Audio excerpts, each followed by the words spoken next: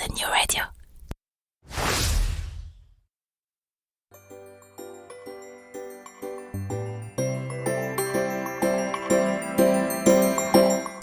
Bon matin, mon nom est Jean-Michel Lhomme et vous vous apprêtez à écouter Fais-tu frette, le podcast où les Québécois expliquent le vrai Québec à un Français fraîchement débarqué. Et croyez-moi, il y a du boulot. Vous avez aimé la saison 1, alors vous allez surkiffer la saison 2. Car cette année, en plus de continuer à explorer la société, la culture et plus globalement le quotidien de la vie au Québec, je me fais fort de vous faire aussi découvrir des personnalités d'ici. Après tout, je le dis souvent, je ne suis pas venu ici pour le Québec, je suis venu pour les Québécois. Et franchement, je suis pas déçu, vous ne le serez pas non plus, parce que célébrités ou illustres anonymes, artistes ou entrepreneurs, aidants ou activistes, il y a ici pléthore de gens absolument incroyables. Vous allez voir, elle va être franchement bien cette deuxième saison. Et sinon, quoi de neuf ? Pas grand chose, si ce n'est que depuis quelques mois, il y a une marmotte qui squatte sous le cabinet de mon jardin. Fais-tu frette, saison 2, on ouvre les micros. Bonne émission.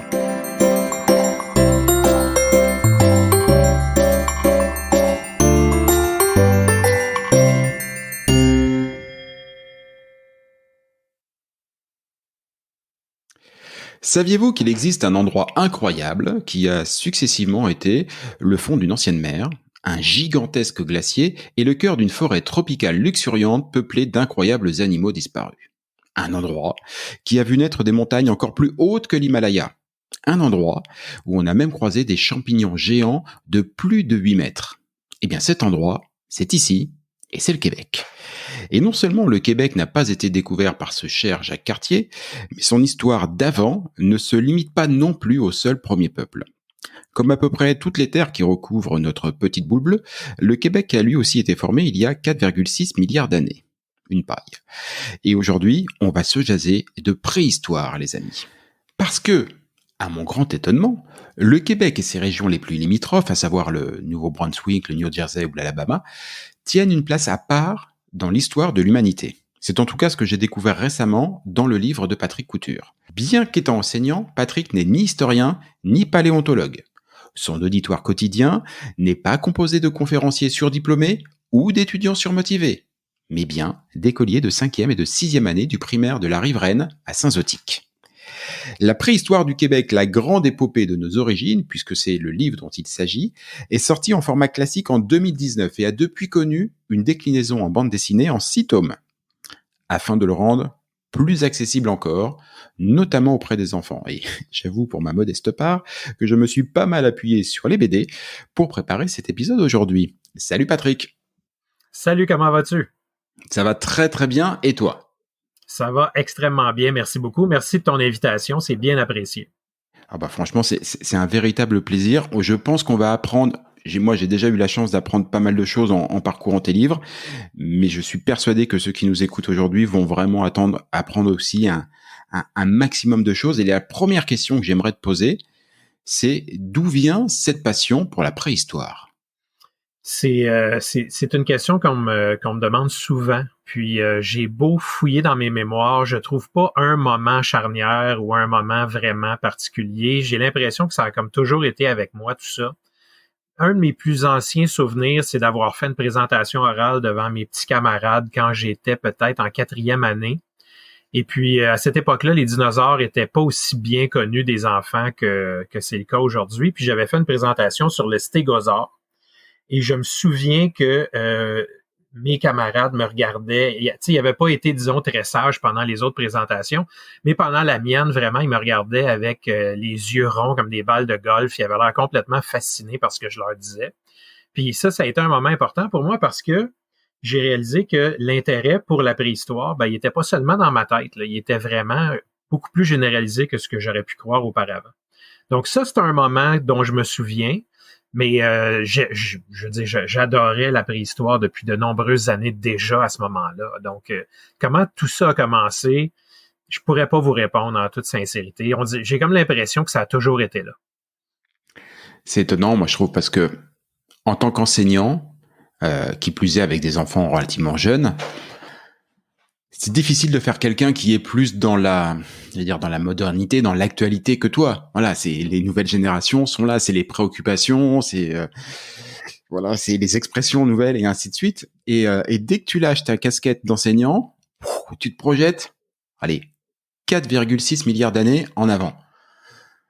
C'est difficile quand même, je trouve, moi, j'adore l'histoire aussi. Mais j'avoue que j'ai beaucoup de mal à me projeter dans l'histoire avant le XXe siècle. Tout simplement parce que l'histoire du XXe siècle, ça me rappelle mes grands-parents, c'est des gens avec qui j'ai pu parler, c'est des lieux que j'arrive un petit peu à reconnaître. Quand on lit tes livres, il est difficile parfois de reconnaître un petit peu les lieux qu'on fréquente. Et d'ailleurs, ça va être l'objet de la question suivante. Je disais dans mon intro que on allait faire un voyage. Aujourd'hui, on va faire un voyage, mais on va rester, tout au long de cette entrevue, on va rester au Québec. Alors évidemment, ça peut paraître un petit poil contradictoire, tout ça. Sauf qu'en fait, le Québec a vachement voyagé tout au long de la préhistoire.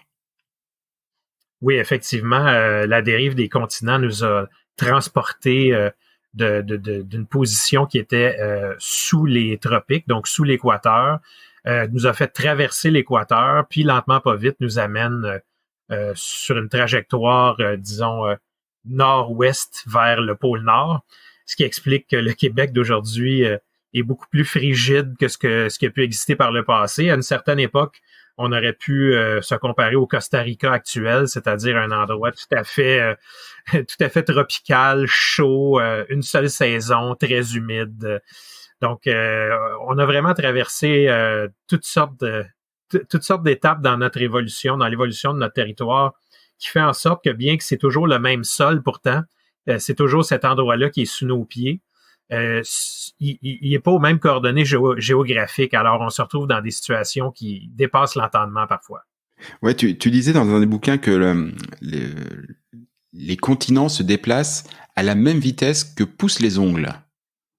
Ouais, ben ça, c'est les plus rapides. C'est les endroits qui se déplacent le plus rapidement. Ça, c'est rapide. Pardon. Oui, exact. Alors, c'est seulement les endroits qui se déplacent le plus rapidement qui se déplacent à la même vitesse que poussent les ongles, parce que la plupart des autres endroits, c'est plus lent que ça. Là. Mais évidemment, dans une vie humaine, ça semble immobile, ça semble complètement même pas digne de mention, mais les humains, notre vie est tellement courte, on est tellement des créatures qui ont qui ne voient qu'une minuscule petit moment dans l'histoire de cette planète-là que pour nous, c'est inconcevable, mais en réalité, les continents se déplacent quand même assez rapidement. Là, quand on pense qu'on a traversé l'équateur, bon, en quelques millions d'années, ça peut sembler énorme, mais en réalité, dans l'histoire de la planète, c'est pas si long que ça. Les continents se sont entrechoqués ensemble pour former des super-continents à plusieurs reprises. On en compte jusqu'à date, là, les chercheurs en ont dénombré jusqu'à 4 ou 5 supercontinents. Donc, c'est comme une énorme valse que dansent les continents entre eux. Ils se rapprochent, ils s'éloignent, ils tourbillonnent, ils rentrent encore en contact un avec l'autre. C'est magnifique de voir ça. Puis évidemment, une vie humaine, c'est insuffisant pour l'apprécier vraiment. Là. Ah ouais, c'est sûr. Je crois que j'avais vu dans une vidéo, je crois sur YouTube, que l'histoire de l'humanité, si on devait remettre l'histoire de la planète, tout ça en 24 heures, que l'histoire de l'humanité, ça serait seulement 7 secondes. Exact. Ouais, forcément. Et on dit bien de l'humanité, donc on parle pas de notre vie à nous. Non. Si on n'est même pas capable de le mesurer, si c'est que notre vie à nous, donc c'est complètement dingue. Tu disais, à 4 ou 5 reprises dans l'histoire, dans la préhistoire, les continents se sont regroupés, donc les mêmes terres se sont regroupées pour ne former qu'un seul ou de grands blocs. La dérive des continents continue. Ouais. Grosso modo, on met notre timer sur quelle heure pour le prochain entrechoquage? Si je me souviens bien, c'est environ dans 250-300 millions d'années. Donc, présentement, ce qui est en train de se passer, c'est que l'Amérique du Nord et l'Amérique du Sud s'éloignent de l'Europe et de l'Afrique. Donc, les deux se déplacent dans des directions différentes. Mais éventuellement, ce qui semble se produire, c'est qu'il va y avoir un renversement de la situation. Donc, ces continents-là vont reprendre le chemin inverse et vont recommencer à se diriger les uns vers les autres. Ce qui fait qu'on risque d'avoir un autre supercontinent dans à peu près 300 millions d'années, si ma mémoire est bonne. Ouais, ce sera bon pour le tourisme, ça. Ça, c'est On sera clair. pas obligé de prendre l'avion et tout, ça sera super. On fera des économies, ça sera bon pour le climat. Euh, une autre petite chose que j'ai vue dans le livre, que je trouve quand même assez intéressante quand on connaît le climat du Québec actuellement.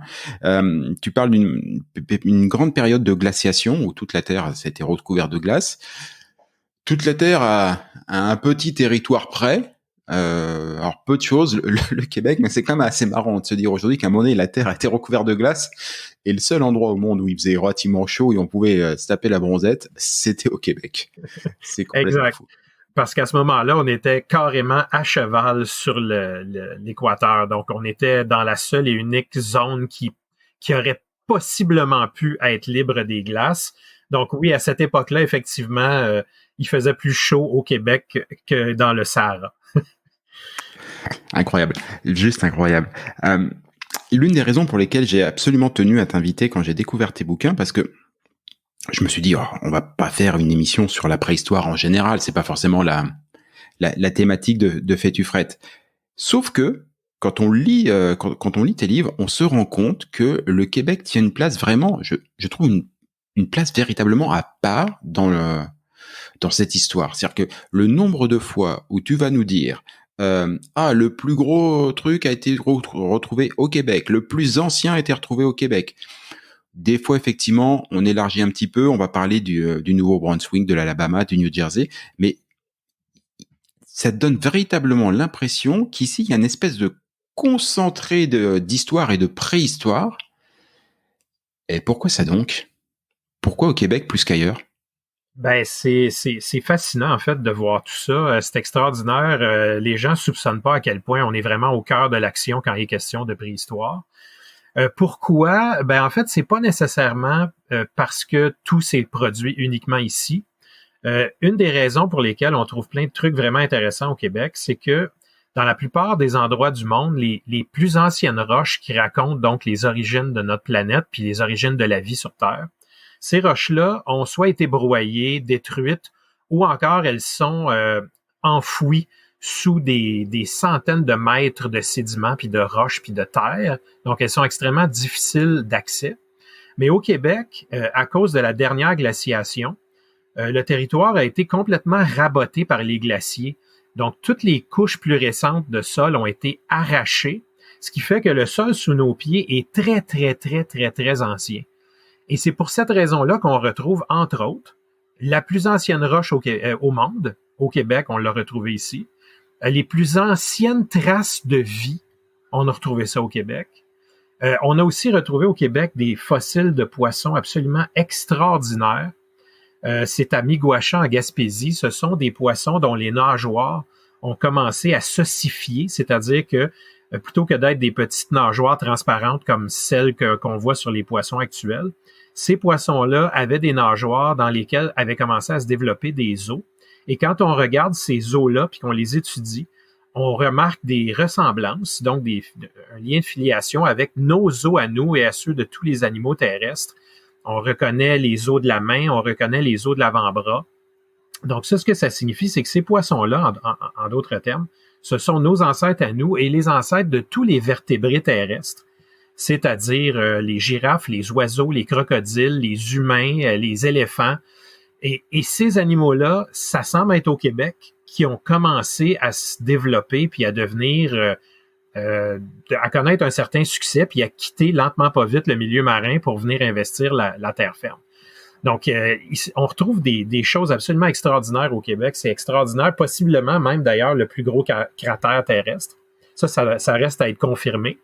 Mais on parle d'un cratère gigantesque qui fait pratiquement la moitié du territoire québécois, s'il s'avère véritablement être un cratère, parce qu'on parle d'un astroblème tellement ancien qu'il a pratiquement été complètement détruit avec le temps. Là, on pense que en fait les géologues croient que le lac Mistassini, tu sais, qui est un lac un peu en forme de demi-arc, pourrait être qui pourrait avoir cette forme-là parce qu'il serait situé sur le pourtour de ce cratère-là. Mais ça reste à être déterminé, évidemment.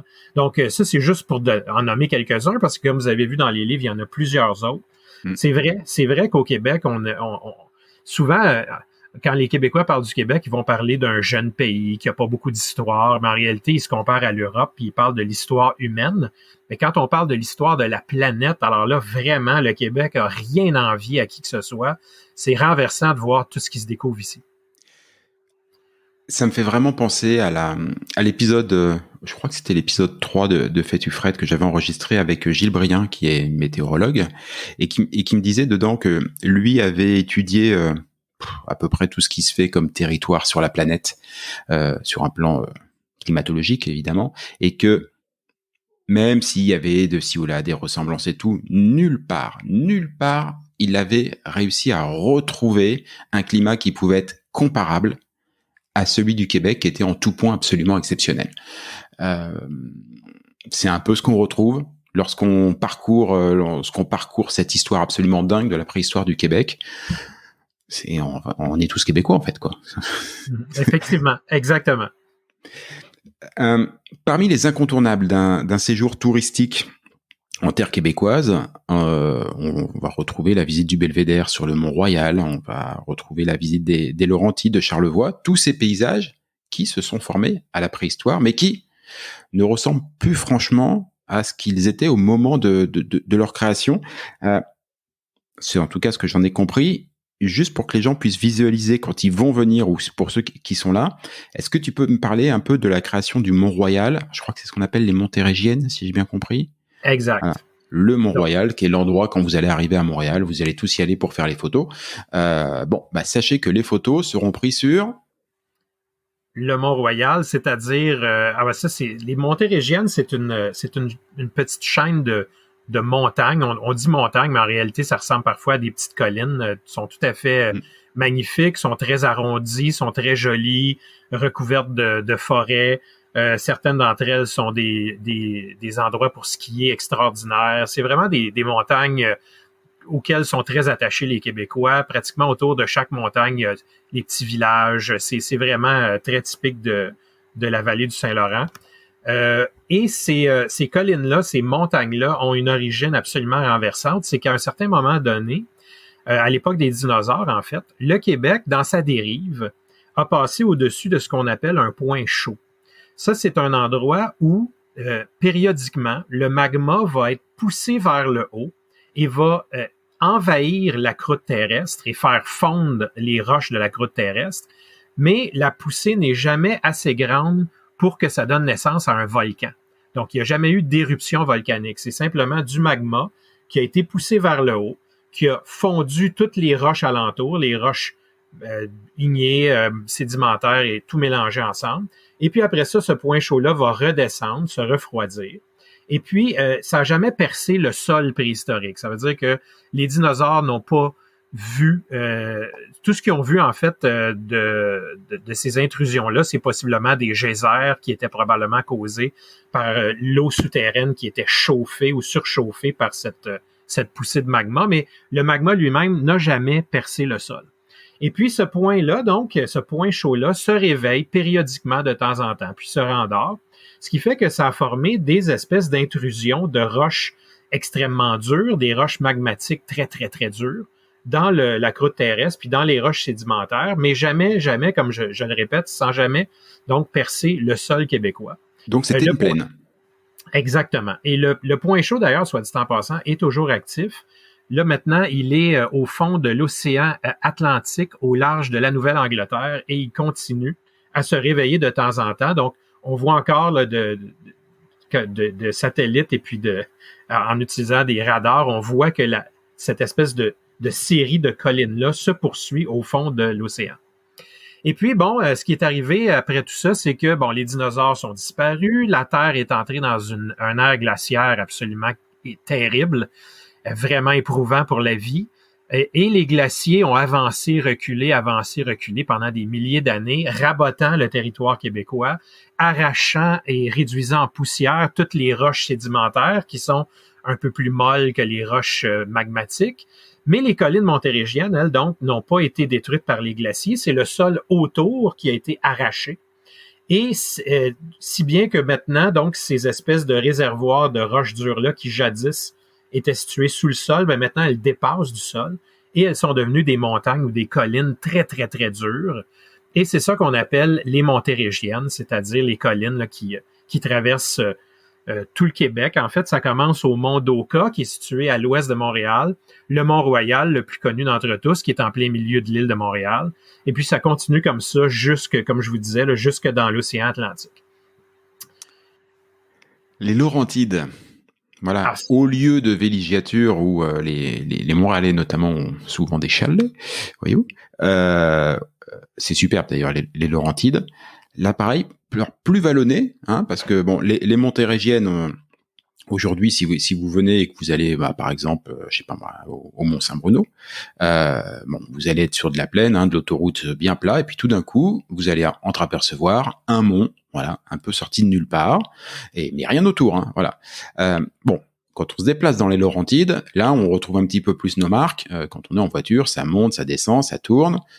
On est vraiment dans quelque chose de plus vallonné. Comment sais-tu donc qu'elles sont arrivées là, les Laurentides? Ben, à l'origine, les Laurentides, ça fait partie d'un énorme bloc continental qu'on appelle le bouclier canadien, qui est une des parties originelles de la croûte terrestre. Donc, on parle de roches très, très, très, très, très dures. Et le nord du Québec est vraiment intéressant parce qu'il n'a jamais été touché en quelque sorte. Il est intact. Donc, c'est un sol qui est quand même assez plat. C'est comme un gros bloc de pierre qui date de l'origine de la planète. Mais le sud du Québec, c'est-à-dire juste au nord du fleuve Saint-Laurent, ça, c'est encore la même roche originelle, mais elle a été déformée. Elle a été complètement compressée lors d'un énorme choc continental qui a eu lieu entre ce qu'on appelle la Laurentie, qui est essentiellement l'Amérique du Nord, et les territoires, les continents du Sud qui étaient tous alors regroupés ensemble et qu'on appelait le Gondwana. Donc, quand la Laurentie a frappé le Gondwana, tout le sud du Québec de cette époque-là, c'est-à-dire tout ce qui est au nord du fleuve Saint-Laurent, donc, a été compressé et c'est une roche extrêmement dure qui s'est retrouvée à remonter, puis ça a formé une chaîne de montagnes qui est tout à fait comparable à l'Himalaya actuel. Donc, c'était probablement, au dire de certains scientifiques, ça aurait été la plus haute chaîne de montagnes de l'histoire de la planète. Mais évidemment, là, nous, on vit des millions et des millions et des millions d'années plus tard. Donc, ces chaînes de montagnes-là ont subi l'érosion des millénaires, la pluie, le vent, encore une fois, les glaciers qui les ont rabotés. Mais tout ça n'a pas été suffisant pour complètement les effacer.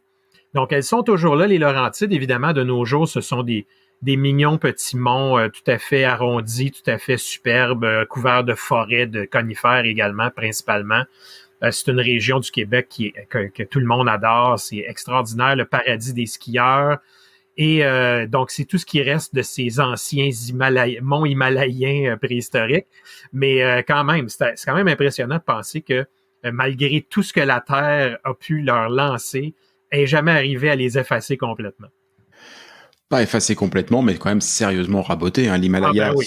si je dis pas de bêtises, c'est au-dessus de 8000 mètres de haut.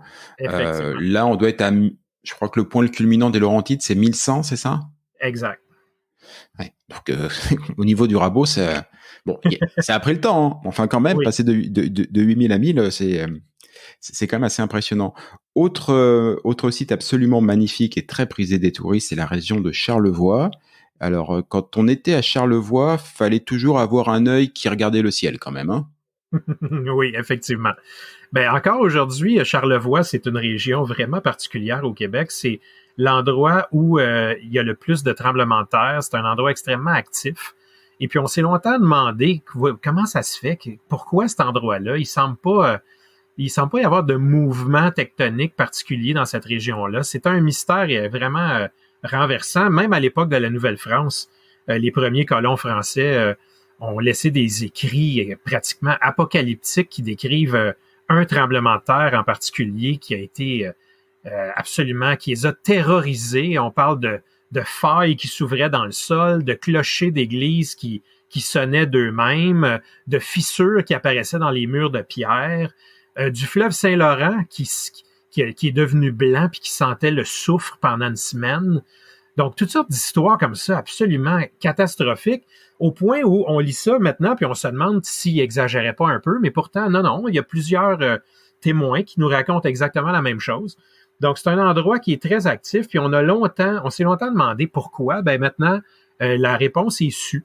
Et c'est un choc de météorites absolument gigantesque qui dépasse l'entendement. On parle d'une roche probablement de la taille du mont Everest qui a frappé la Terre au Québec, donc, dans cette région-là qu'on appelle aujourd'hui Charlevoix, qui a littéralement liquéfié le sol sur contact en une fraction de seconde. La roche fondue a été projetée dans toutes les directions et s'est resolidifiée. Dans le milieu, cette roche fondue-là est revenue pour boucher le vide qui avait été créé dans le centre et a formé un ressac de roches gigantesques, des roches qui allaient, au moment de la formation de ce cratère-là, ça devait être des pics vertigineux. Le centre du cratère, maintenant, c'est une montagne, un mont qu'on appelle le mont des Éboulements et qui porte vraiment bien son nom.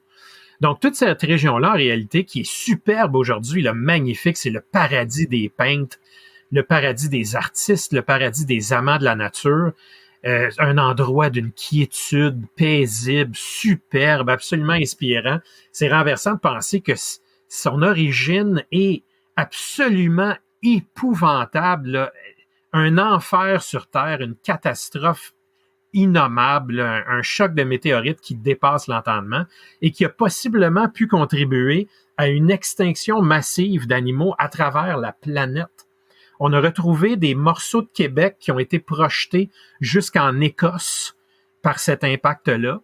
Et au Japon, on a vu que la chaîne alimentaire océanique s'est littéralement écroulée à la même époque du choc de la météorite. Donc, ça semble avoir été un cataclysme mondial qui a causé, qui a chamboulé la vie à travers la planète. C'est vraiment un événement incroyable.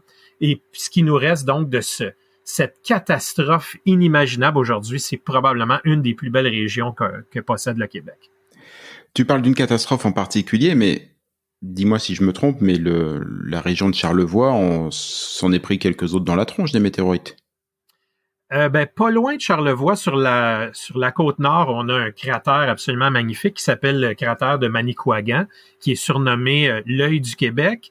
Si vos auditeurs veulent jeter un coup d'œil sur une carte du Québec, ils vont voir un étrange lac situé sur la côte nord qui semble avoir on dirait un anneau, hein? Donc c'est vraiment comme un cercle d'eau. Et puis ça, c'est un cratère magnifique, un des plus beaux sur Terre, qui est visible de l'espace, tellement qu'il est énorme. C'est un cratère qui, c'est assez amusant, il a longtemps été complètement ignoré des gens. Personne ne savait qu'il existait jusqu'à temps que soit bâti ou construit plutôt sur la rivière qui est attenante, un barrage hydroélectrique qui a fait donc monter le niveau d'eau pour former son réservoir. Et puis, le réservoir a complètement inondé le pourtour du cratère pour former cet anneau-là qui est absolument parfait. Et puis, c'est là que tout le monde a regardé ça et s'est dit, là, c'est pas naturel, ça se peut pas. Un anneau parfait comme ça dans la nature, c'est impossible. Et puis, là, en étudiant le sol, ils ont découvert que c'était un autre cratère absolument extraordinaire, vraiment bien préservé. À part de ça, magnifique. On le surnomme l'œil du Québec. L'œil du Québec. Et justement, puisqu'on est dans les inondations, parlons d'un autre facteur qui aujourd'hui, on va dire, régit un petit peu la vie québécoise, le Saint-Laurent. Voilà. Difficile d'imaginer le Québec sans le Saint-Laurent, mais la question est posée. Il a toujours été là, le Saint-Laurent, ou c'est tout neuf? C'est tout neuf.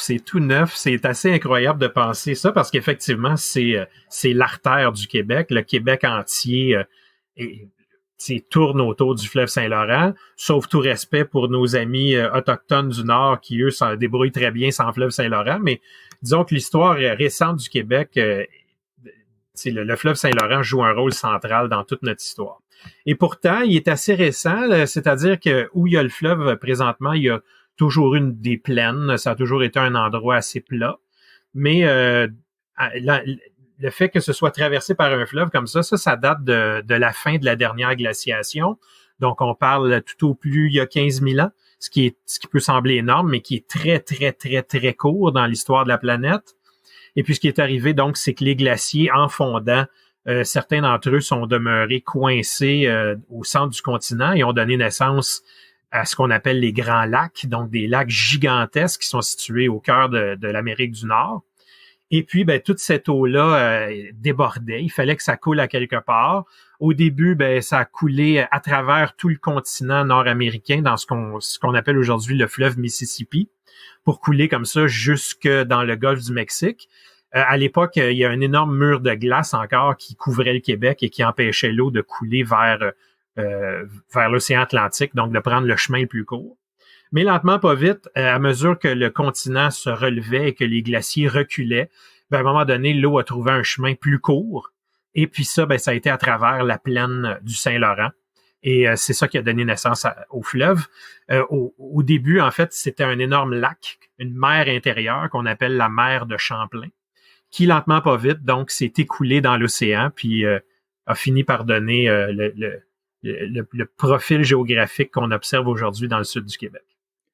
Tu viens de parler du moment où il y avait cet énorme glacier qui recouvrait une grosse partie du Québec. Juste pour avoir une idée, c'est le type de glacier qui faisait combien d'épaisseur? On parle d'environ 1 kilomètre d'épaisseur. Donc, c'est absolument inimaginable, encore une fois, c'est renversant. C'est tellement de glace, c'était si lourd que tout le continent nord-américain s'est enfoncé dans la croûte terrestre. Et on n'a pas encore fini, 15 000 ans plus tard, on n'a pas fini de remonter.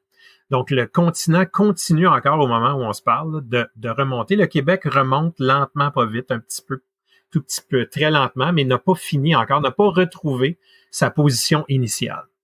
1 kilomètre de glace. Moi, ça me semble complètement fou. J'ai eu la chance quand j'étais tout petit. Je dis vraiment la chance parce que malheureusement, c'est quelque chose que mes enfants ne pourront pas faire compte tenu du réchauffement climatique.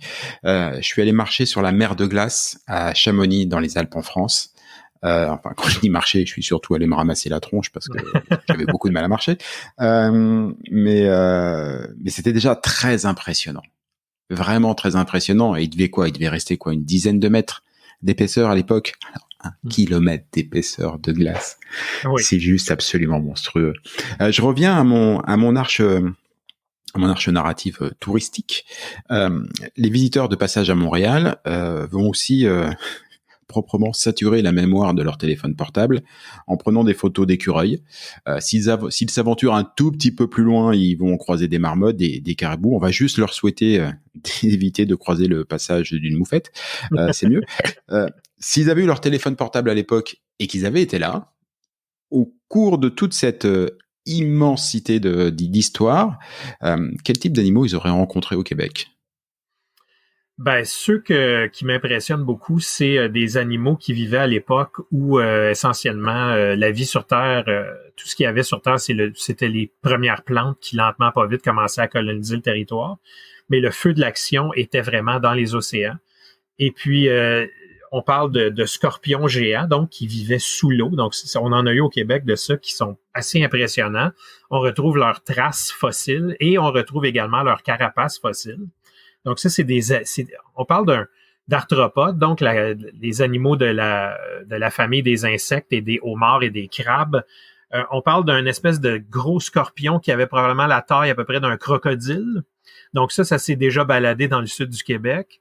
Un peu plus tard, il y a les fameux poissons à nageoires osseuses dont j'ai déjà parlé, qui devaient être absolument incroyables. Et, imaginez vous promener sur le bord de la mer et puis voir des poissons sortir la tête de l'eau puis vous observer.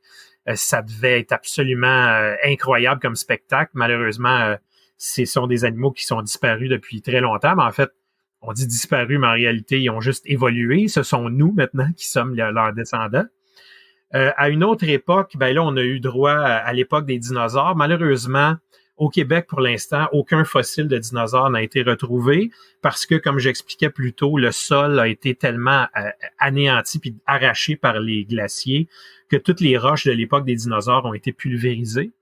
Toutefois, récemment, on a trouvé un site dans le nord du Québec, tout près de la frontière avec le Labrador, où il y a des fossiles de l'époque du Crétacé, donc la dernière ère des dinosaures. On n'a pas trouvé de fossiles de dinosaures encore à cet endroit-là, mais on a trouvé des fossiles d'insectes, on a trouvé des fossiles de feuilles et de plantes. Donc, c'est pas impossible qu'éventuellement, on finisse par mettre la main sur un dinosaure québécois. Mais bref, tout ça pour dire qu'on peut pas dire avec certitude quels animaux vivaient ici à l'époque des dinosaures, mais on peut le deviner d'une certaine façon. On peut le déduire en regardant quels étaient les animaux qui vivaient dans les territoires limitrophes. Et puis, comme il n'y avait pas vraiment de frontières naturelles qui auraient pu les empêcher de venir ici, et que les écosystèmes et puis les climats étaient très semblables, il n'y a pas de raison de croire que ces animaux-là ne s'aventuraient pas au Québec. On a quand même une idée des animaux qui pouvaient se retrouver ici. Donc, mon fameux stégosaure qui m'avait tant fasciné quand j'étais en 4e année, j'ai été ravi d'apprendre des années après qu'il a été retrouvé tout près d'ici aux États-Unis et également en Espagne. Donc, il a fallu qu'il passe par un territoire entre les deux à un moment donné. Puis ce territoire-là, il y a fort à parier que c'était le Québec. Des allosaures, donc des énormes dinosaures carnivores qui s'attaquaient justement aux stégosaures. On le sait avec certitude maintenant parce qu'on a trouvé un fossile d'allosaure qui avait une blessure au bassin. Et cette blessure-là, dans son os, a exactement la forme d'une des piques qu'on retrouve au bout de la queue d'un stégosaure. Donc, il y a fort à parier, encore une fois, que ces deux animaux-là se sont affrontés, puis c'est pas l'allosaure qui en est sorti gagnant, malgré le fait que c'était lui le carnivore. Donc, des dinosaures gigantesques de toutes les tailles. Il y en avait des petits, il y en avait des gros. On en a eu vraiment pour tous les goûts. Et puis, après la chute de la météorite au Mexique qui a causé l'extinction de tous les dinosaures à part les oiseaux, parce que oui, les oiseaux sont des dinosaures. C'est les seuls survivants de cette grande famille animale-là. Après ça, là, on a eu droit à l'ère des mammifères. Et puis là, des créatures, les créatures qui se sont... qui ont fréquenté notre territoire, encore une fois, c'est complètement renversant de voir ça. Entre autres, il y en a un qui me fascine complètement, c'est le paresseux géant. Donc, le paresseux, évidemment, nos auditeurs savent ce que c'est. C'est des sympathiques petits mammifères qui, habituellement, ils vivent dans la forêt amazonienne. Ils se pendent la tête en bas après les branches des arbres. Ils portent vraiment bien leur nom parce qu'ils sont extrêmement paresseux, très peu actifs. Je pense qu'ils dorment pratiquement 85% du temps, mais qui sont hyper sympathiques, vraiment. Il y a eu une espèce de paresseux géant, gigantesque, là, de la taille d'un camion, qui semblait être beaucoup plus actif que ses cousins modernes, et puis qui se promenait comme un espèce de gros balourd, là, probablement qui se promenait, puis avec ses griffes, il baissait les branches des arbres pour manger les feuilles sur les branches, et on a retrouvé des fossiles de paresseux géants à travers toute l'Amérique du Nord. Donc, c'est pratiquement assuré qu'il y en a eu au Québec également. Fait que c'est quand même incroyable de penser qu'un animal comme ça puisse se balader dans des endroits qu'on fréquente de nos jours, puis qu'on pourrait pas imaginer qu'il a déjà vécu à cet endroit-là. Oui, parce que c'est ça, hein, tous ces endroits-là, toute cette histoire dont on parle, c'est sous nos pieds. Exact. C'est voilà, dès qu'on se balade, dès qu'on bouge, si on pouvait faire un saut dans le temps sans bouger, on les rencontrerait. Bon, il y a des fois on se pèlerait très certainement parce que franchement il faudrait quelques couches de couverture, mais c'est assez impressionnant. Tu viens de parler à plusieurs reprises, tu as fait mention à la végétation, disant des fossiles de feuilles. Ouais. Alors, juste pour que moi je comprenne bien, c'est comment ça donc qu'on peut avoir des fossiles de feuilles? Parce que alors des fossiles avec des os, éventuellement avec des cartilages, tout ça, je comprends un petit peu le principe. Enfin, les feuilles, a priori, c'est quand même quelque chose qui se dissout en moins de 2. Comment est-ce qu'on peut encore avoir des traces de feuilles des millions d'années plus tard? C'est très rare, effectivement, parce que comme tu le dis si bien, des feuilles, c'est pas quelque chose qui va survivre très longtemps. Mais de temps en temps, il va se passer quelque chose d'exceptionnel. Des feuilles, par exemple, vont se retrouver ensevelies sous une couche de sédiments, souvent au fond d'un lac ou au fond d'un plan d'eau quelconque. Un endroit, donc, où l'oxygène est pratiquement complètement absente, où les insectes et les bactéries n'arrivent pas à s'infiltrer. Et puis là, notre feuille, donc, va être comprimée, compressée entre des couches de sédiments. Elle ne va pas se décomposer, compte tenu du fait que l'oxygène n'est pas présent. Les sédiments qui l'entourent vont se solidifier, devenir de la roche.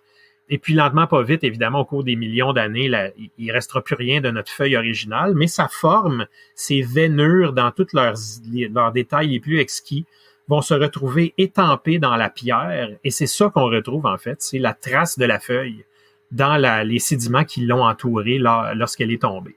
Donc c'est grâce à ce phénomène-là en fait qu'on retrouve des fossiles extraordinaires. On a retrouvé des dinosaures, des fossiles de dinosaures sur lesquels sont encore visibles les traces de la peau par exemple, parfois même les muscles, les nerfs, les griffes, les plumes. Tout ça, c'est grâce à des situations donc où l'animal ou l'être vivant donc se retrouve enseveli très rapidement dans une couche de sédiments où il y a pratiquement pas d'oxygène, et c'est ce qui fait en sorte que la décomposition est tellement ralentie que les sédiments ont le temps donc d'imprimer la forme de cet être vivant avant sa disparition. Dans l'intro, je parlais de champignons. Oh, Oui. des petits champignons, histoire de faire une petite poêlée, quoi. 8 mètres de haut, Ouais. le champignon. Comment c'est possible un truc pareil? Ben ça, c'est fascinant, effectivement. On a retrouvé ça en Gaspésie à l'origine, mais depuis, ils ont été retrouvés un peu partout. Si je me souviens bien, même au Moyen-Orient, ils en ont retrouvé sous forme fossile, évidemment. C'est pas des plantes, mais ce sont des champignons, donc qui n'existent plus. Au départ, on a pensé que c'était des troncs d'arbres, sauf qu'à cette époque-là, il n'y avait pas d'arbres, il n'y avait pas de forêt, il n'y avait pas de...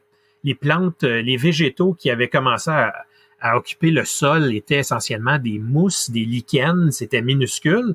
Et puis là, on retrouve des espèces de troncs gigantesques dont la taille peut parfois être aussi grosse qu'une machine à laver et qui peut mesurer 7, 8, 10 mètres de haut. Donc, on s'est vraiment posé la question, qu'est-ce que c'est ça? En étudiant ces fossiles-là, on a réalisé que c'était pas du bois, donc c'était quelque chose de spongieux. Et puis, force a été de constater que c'était des créatures qui s'apparentent à nos champignons actuels. Qu'est-ce qu'ils faisaient là? En réalité, c'est des créatures à qui on doit vraiment beaucoup. Parce que à cette époque-là, la Terre était essentiellement désertique. Donc, les plantes avaient à peine commencé à surgir de la mer et de l'océan pour venir coloniser les côtes, mais c'était une végétation très timide, toute petite, qui s'éloignait jamais beaucoup des plans d'eau. Et puis là, ces champignons-là, eux, ont commencé à coloniser le territoire en premier parce qu'ils avaient la capacité, donc, d'extraire les minéraux de la pierre, de la roche.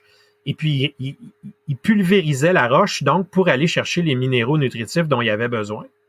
Et ce faisant, puis en se reproduisant, puis en mourant, puis avec leurs énormes cadavres qui se décomposaient, ils ont commencé à former une espèce de couche de terre fertile qui a pu permettre aux plantes de s'implanter puis de prendre de plus en plus de territoire puis d'envahir éventuellement la planète entière. Ils ont également servi probablement de refuge aux tout premiers insectes terrestres qui avaient quitté eux aussi la mer pour venir se balader sur la terre ferme.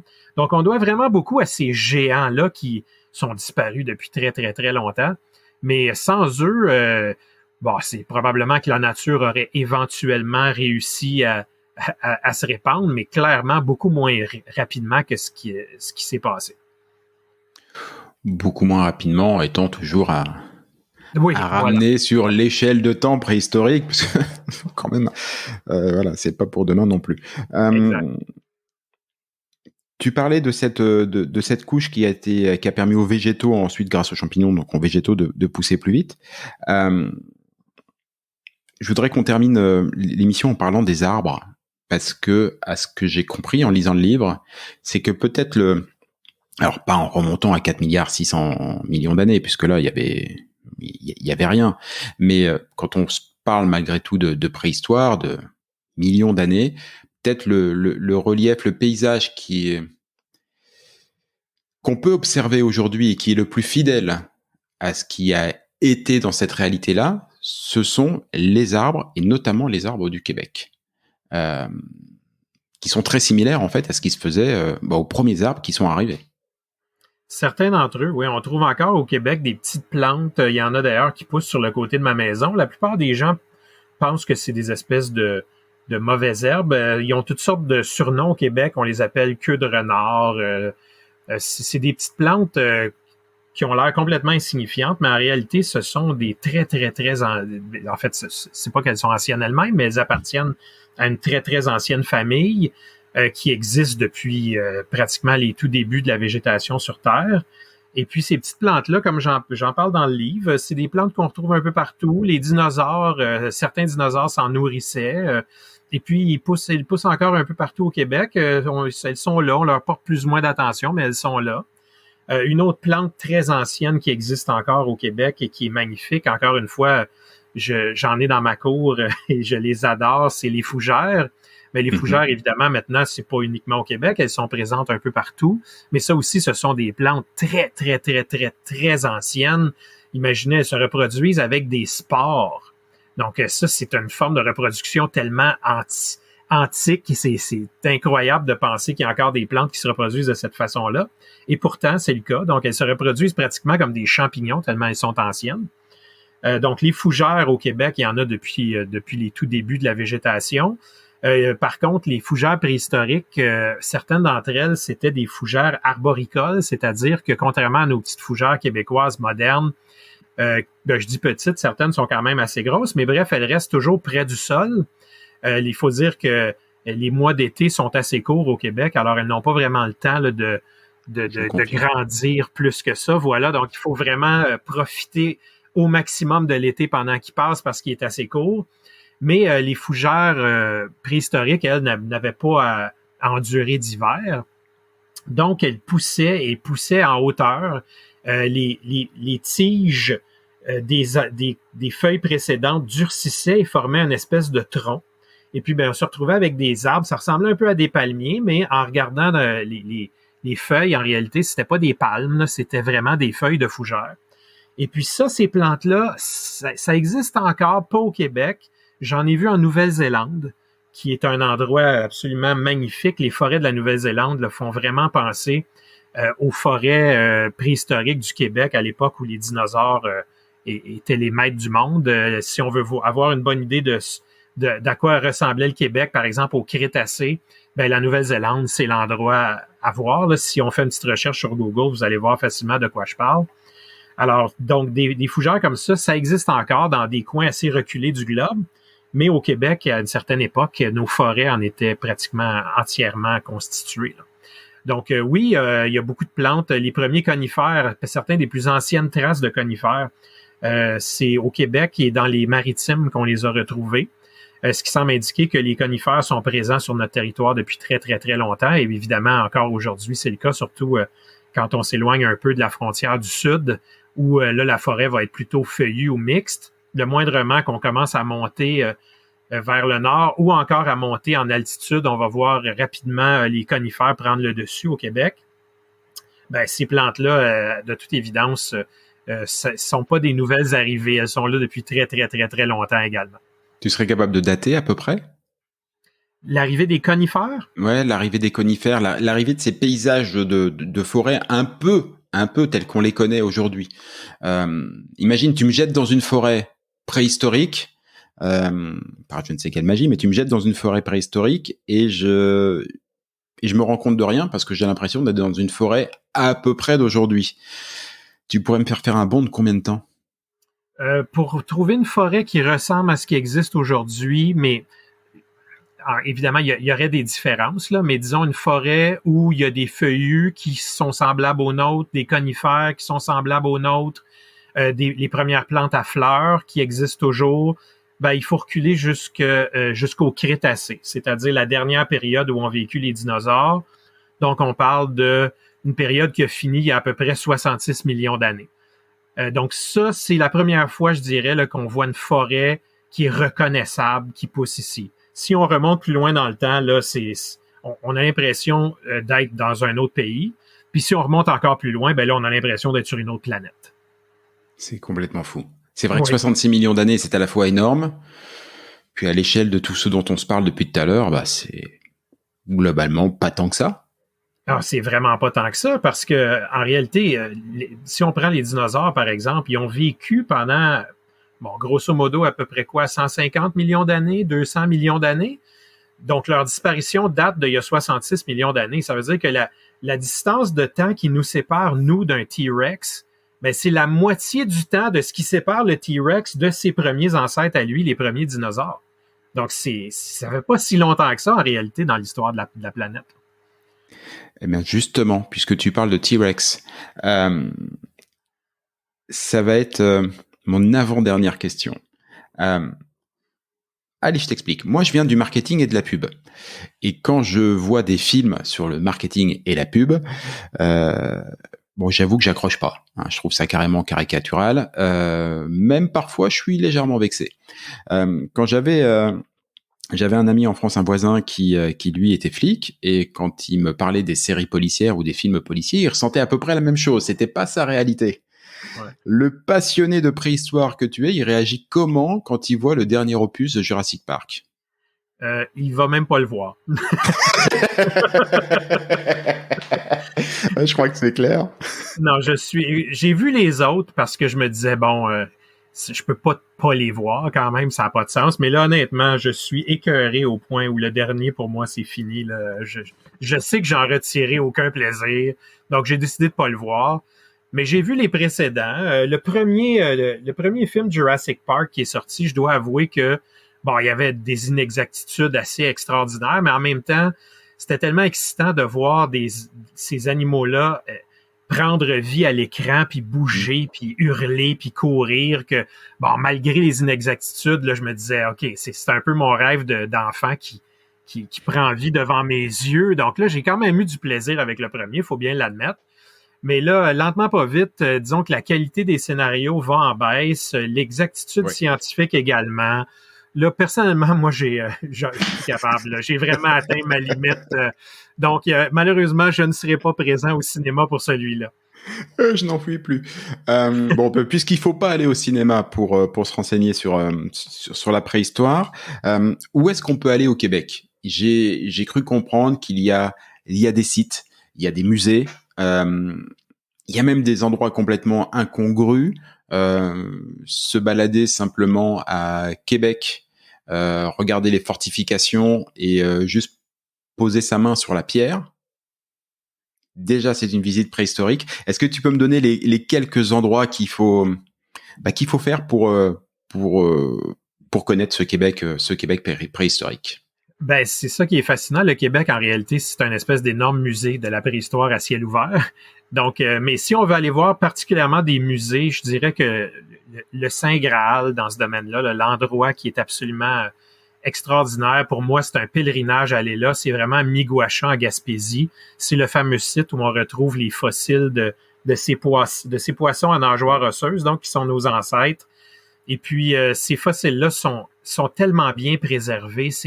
C'est renversant. On voit encore les nageoires, on voit les écailles. Dans certains cas, on peut même voir le contenu de l'estomac, donc ce que l'animal a mangé avant de mourir. On voit ses dents. C'est incroyable. On dirait le poisson que j'ai mangé pour souper hier, il est moins bien préservé dans mon compost que ce poisson-là qui vivait il y a 350 millions d'années. C'est incroyable de voir ça. En Abitibi, il y a un super beau musée qui s'appelle le Fossilarium que j'ai malheureusement pas eu le plaisir de voir encore, mais j'en ai entendu beaucoup de bien. À Montréal, il y a un tout petit musée qui est attenant à l'université McGill qui s'appelle le musée Red Pat, où il y a des fossiles d'animaux préhistoriques, pas exclusivement québécois, un peu partout dans le monde. Et puis, ils ont vraiment une petite collection, mais une belle collection. Ça vaut la peine d'aller voir ça. Et puis, à part de ça, ben, comme on l'a mentionné, dans certains édifices québécois, on peut encore voir, donc, dans les murs des édifices, entre autres, dans certains quartiers de Montréal en particulier, on peut voir les fossiles dans les pierres qui forment les murs des édifices. Donc, on peut les voir. C'est à l'extérieur, c'est dans le mur de l'édifice. On voit des coquillages et puis toutes sortes de créatures qui vivaient ici dans le fond d'un océan préhistorique il y a 450 millions d'années. C'est vraiment impressionnant de voir ça. Patrick, je te remercie énormément pour ce voyage dans le Jurassique Québec. C'est vertigineux, passionnant et vertigineux. Je rappelle que ton livre La préhistoire du Québec est paru aux éditions Fides, que tu as 6 déclinaisons en bande dessinée alors qui sont super bien pour les mômes et pour les adultes aussi. Voilà, je pense à moi. Tu viens juste de sortir le 6e. Il y en a d'autres en préparation ou t'as bouclé la boucle? La série La préhistoire du Québec, pour l'instant, on sent qu'on a fait le tour, mais l'engouement est tel qu'on prépare un autre album, donc qui serait un peu le 7e, mais qui sera pas intitulé La préhistoire du Québec, parce que là, on veut vraiment élargir à la préhistoire en général. Donc, il y en a un 7e bouquin qui devrait sortir au printemps 2023 et qui va s'intéresser à l'évolution humaine. Ouais, en tout cas, je trouve que tu as quand même trouvé un bon filon parce qu'il y a plein de gens qui écrivent des bouquins ou des thèses sur, 2-3 semaines dans l'histoire de l'humanité. Toi, tu as choisi une tranche de 4 milliards 600 millions d'années. Normalement, tu as de quoi faire une belle bibliothèque avec tout ça. Patrick, c'était un vrai bonheur, un véritable plaisir. Je te remercie énormément. Je mets toutes les coordonnées et tous les liens vers les livres en commentaire de ce balado et sur le site, comme je le fais d'habitude. Merci à toi pour ton invitation puis ton intérêt. Ça a été très, très agréable de discuter avec toi, mon cher. Ah bah, franchement... Et comme je t'ai dit en privé, encore une fois, chapeau pour ton nom de famille, qui est le nom de famille le plus extraordinaire que j'ai entendu de ma vie. Je suis jaloux, je le veux. Pourrais-tu m'adopter pour que je sois Patrick Lhomme? Écoute, moi, je suis pas contre. Tu m'autoriseras quand même à demander l'avis à mes frangins d'abord. Mais franchement, je comprends que ça soit quelque chose d'émouvant pour quelqu'un qui, comme toi, s'intéresse depuis tellement longtemps à l'histoire de l'homme, à l'histoire de l'humanité. Ça serait un bonheur de t'accueillir dans la famille, mon cher Patrick. Ben merci, c'est très gentil. Je suis très touché. À bientôt. Ciao. Bye bye.